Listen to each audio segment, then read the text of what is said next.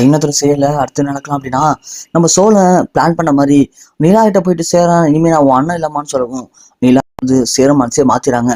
அடுத்தது சோழன் சொன்னதை கேட்டு சேரம் போயிட்டு இங்கே பாருமா, நீ இனிமே என் தங்கச்சி தான், ஆனா இவன் இனிமே என் தம்பி இல்லம்மா, இவன் இனிமே எனக்கு மச்சான் அப்படின்னு சொல்றாரு. இத நிலா ஃபர்ஸ்ட் யோசிக்கவே இல்லை.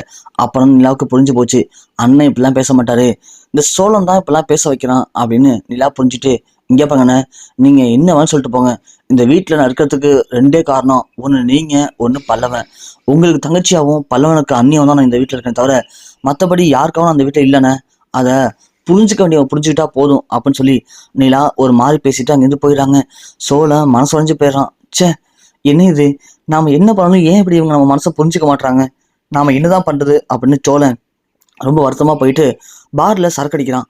அப்போ அவனோட ஃப்ரெண்டு வந்து பார்த்துட்டு, டேய் சோழா, என்னடா பட்டப்பல் சரக்கு அடிச்சிட்டு இருக்க, என்னாச்சுடா அப்படின்னு நோண்டி நோண்டி கேட்டுட்டு இருக்க. சோழ உடனே ஒரு கடத்துக்கு மேல போதை ஏறி போய் நடந்த எல்லாத்தையும் சொல்றான்.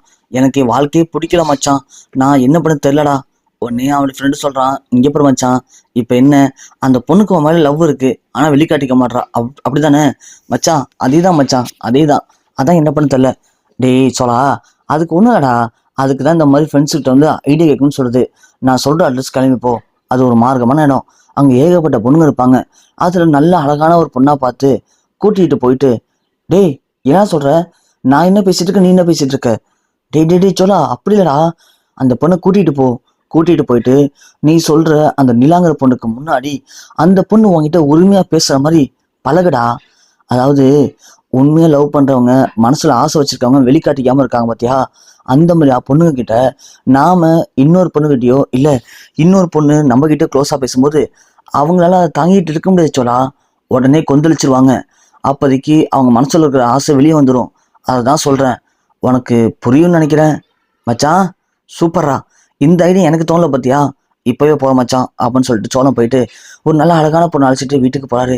வீட்டுக்கு போகவும் சேர உடனே, டேய் சோழா, யாரா இது? அண்ணன் இவங்களா, என் காலில் சவாரி வந்தாங்கண்ணே, அவங்களுக்கு என் கேரக்டர் ரொம்ப பிடிச்சி போச்சான், அதான் உங்க வீட்டுக்கு போகணும், உங்க வீட்டில் இருக்கவங்களாம் பார்க்கணும் அப்படின்னு சொன்னாங்க, அதனால தானே அழைச்சிட்டு வந்தேன் அப்படின்னு சொல்லவும் சேரனை உட்கார வச்சு காஃபிலாம் கொடுக்குறாங்க. அந்த பொண்ணும் சோழனை பற்றி புகழ்ந்து புகழ்ந்து பேசுது. நிலா அப்பதான் வராங்க. நிலா வந்த உடனே இந்த பொண்ணை பார்க்குறாங்க. பார்க்கவும் சோழன் உட்காந்துருக்கான், சேரன் பேசிட்டு இருக்காரா.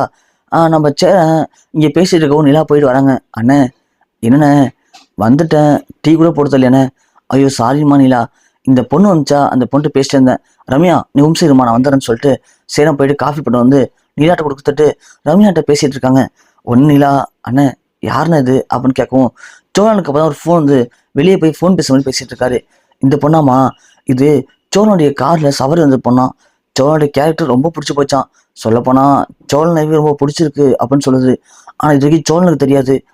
இப்பதான் அந்த பொண்ணுகிட்ட சொன்னுச்சு, உங்க தம்பி எனக்கு ரொம்ப பிடிச்சிருக்குண்ணே, உங்க தம்பிக்கு இன்னும் கல்யாணம் ஆகலையா, எனக்கு கல்யாணம் வைக்கிறீங்களா அப்படின்னு சொல்லி பேசிட்டு இருக்கு. ரம்யா ஒண்ணு அந்த பொண்ணு, மாமா எனக்கும் காஃபி தரீங்களா அப்படின்னு சொல்லுவோம். நிலா ஒன்று ஷாக்காக வராங்க. அண்ணன் என்னண்ணே, நான் தான் சொன்னேம்மா, சோழனை அந்த பொண்ணுக்கு பிடிச்சிருக்கான், சோழன் அந்த பொண்ணு கல்யாணம் பண்ணிக்கிட்டா அப்போ என்ன, மாமா தானே கூப்பிட்டாகணும் அப்படின்னு சொல்ல நிலாவுக்கு இங்கே என்ன பண்ணுறது ஒன்றுமே புரியல. நிலா மூஞ்சி மாறுறத நம்ம சோழன் வெளியிருந்து பார்த்துட்டு இருக்கான். அப்போது நம்ம ஃப்ரெண்டு சொல்றது உண்மைதான், நிலா மனசுக்குள்ள எல்லா ஆசையும் இருக்கு, ஆனால் வெளிக்காட்டிக்காமல் இருக்காங்க. இது போதும்டா, எப்படியாவது நிலா கொந்தளிச்சு அந்த பொண்ணு இந்த வீட்டை விட்டு துரத்தி விட்டாங்கன்னா நிலா மனசுக்குள்ள நம்ம இருக்குங்கிறது கன்ஃபார்ம் தான் அப்படிங்கிற மாதிரி சோழன் முடிவு பண்றான். நிலாவுக்கு என்ன பண்ணுறது ஒண்ணுமே புரியல. இதுல நிலாவுக்கும் சோழன் மேல சின்ன ஆசை இருக்கு, ஆனா சோழனுக்கு ஒரு பொறுப்பு இல்லை, அதனால்தான் நிலா கொஞ்சம் பொறுமையா இருந்தாங்க. நடேசன் வராரு, வந்து பார்த்துட்டு டேய் யாரா இது அப்படின்னு சேரன்ட்டு கேட்க உடனே இந்த பொண்ணை பத்தி சேரன் சொல்றாரு. சொல்லவும் நடேசன், பரவாயில்லையடா, நல்ல பொண்ணதான் இருக்கு, சோழனுக்கு ஏற்ற பொண்ணு தான், சரி சரி பேசி முடிச்சிரு, நான் தான் பால் வரையும் போயிட்டு வந்துடுறேன் அப்படின்னு சொல்லிட்டு நடேசன் போறாங்க. இப்படி எல்லாரும் பேசி முடிச்சிருன்னா அப்போ நாம இருக்கிற இந்த வீட்டில் இருந்துக்கிட்டு அப்படிங்கிற மாதிரி நிலா ஒன்னே, அண்ணன் நான் கொஞ்சம் வெளியே போயிட்டு வருவா, போயிட்டு வாமா நிலா அப்படின்னு சொல்லிட்டு சேனை குழந்தை பொண்ணு பேசுறாரு. இது நிலாவுக்கு ஒண்ணுமே சொல்ல முடியல. ஏன்னா சேனண்ணன் வீட்டுக்கு வந்த உடனே நம்மளை விழுந்து வந்து கவனிப்பாரு. ஆனா இப்போ சோழனுக்கு ஒரு பொண்ணு பார்த்துட்டாங்கன்னு தெரிஞ்சதும் நம்மளை கண்டுக்கவே மாட்டாங்களே சேரன் அண்ணன், என்ன பண்றது ஒன்றும் புரியலன்னு சொல்லிட்டு நிலா சேரனை கூப்பிட்டு, அண்ணா இங்க வம்சம் ஆகல, என்னம்மா நிலா, ஒண்ணு என்ன, அந்த பொண்ணை பார்த்தா மூஞ்சே சரியில்லை, அது மூஞ்சானா, அது மொழியெல்லாம் பாருங்கண்ணே, டோரி கண்ணு மாதிரி இருக்குண்ணே, எனக்கு என்னமோ அது சரிப்பட்டு வரும்னு தெரியலண்ணே.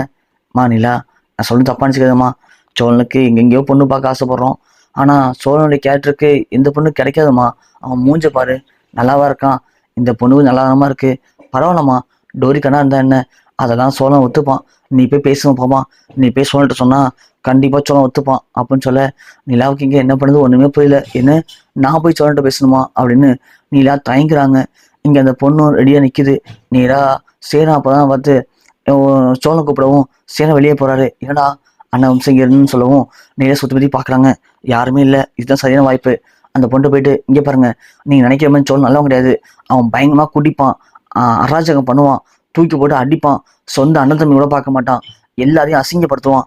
இந்த மாதிரி ஒரு பையனை கல்யாணம் பண்ணிக்கிட்டீங்கன்னா அப்புறம் நீங்க அசிங்கப்பட போய் தான் நிக்கணும். தயவு செஞ்சு நீங்க வேற பையனை பத்தி கல்யாணம் பண்ணிக்கோங்க அப்படி எப்படின்னு அந்த பொண்ணு சொல்றாங்க. அந்த பொண்ணு போறமே தெரியல. நிலா ஒரு பக்கம் கோவமாகி அந்த பொண்ணை திட்ட ஆரம்பிக்கிறாங்க. சோழன் பாத்துறாரு. உள்ள வந்து, ஏங்க என்னங்க பண்றீங்க, எதுக்கு அந்த பொண்ணு திட்டிட்டு இருக்கீங்க, இங்கே பாருங்க சோழா, அதெல்லாம் சொன்னா புரியாது, ஏய் நீ ஏன் வெளியே போயிடு, இல்லைன்னு வச்சுக்க நான் என்ன பண்ண தெரியும் சொல்லி நீலா அந்த பொண்ணை பிடிச்சி கழுத்தை பிடிச்சி தள்ளி விட்டுறாங்க. அந்த பொண்ணும் போயிடுது. சோழ உடனே, இங்கே பாருங்க, உங்களுக்கு என்னாச்சு, எதுக்கு இப்போ இந்த பொண்ணு திட்டி அமிச்சிங்க, உங்களுக்கு என்னங்க பிரச்சனை, என்ன பிரச்சனையா, அந்த பொண்ணு உங்களை கல்யாணம் பண்ணிக்கணும்னு சொல்லுது, பரவாயில்லையா, ஏங்க அதில் உங்களுக்கு என்னங்க பிரச்சனை, நீ உங்களுக்கு என்ன வேணும்னு சொல்லுங்க பார்ப்போம், நீங்கள் தான் நான் கட்டின தாலியை கழட்டி கொடுத்துட்டீங்களே, அப்புறம் நான் எந்த பொண்ணை கல்யாணம் பண்ணிட்டா உங்களுக்கு என்னங்க பிரச்சனை. கேட்டதும் நிலாவால் ஒன்றும் பேச முடியல. சோழா இங்கே பாருங்க, அப்பெல்லாம் நீங்கள் கல்யாணம் பண்ணிக்க முடியாதுங்க, அதான் ஏன் முடியாதுன்னு கேட்குறேன். சோழன் கேட்டவொன்னு நிலா அப்படியே கலைஞர் நிற்கிறாங்க. ஏன்னா ஏன்னா என்னன்னு சொல்லுங்க, ஏன்னா நான் லவ் பண்ணுறேங்க அப்படின்னு நிலா சொன்ன உடனே சோழனுக்கு ஒன்றுமே பேச முடியல. சேன உடனே ஓடி வந்து, சோழா பாத்தியா, நிலா மனுஷன் இருக்கடா, நீ இருக்க அப்படின்னு சொல்லி எல்லாம் ஓடி வந்து சோழனை கட்டி பிடிச்சிக்கிறாங்க.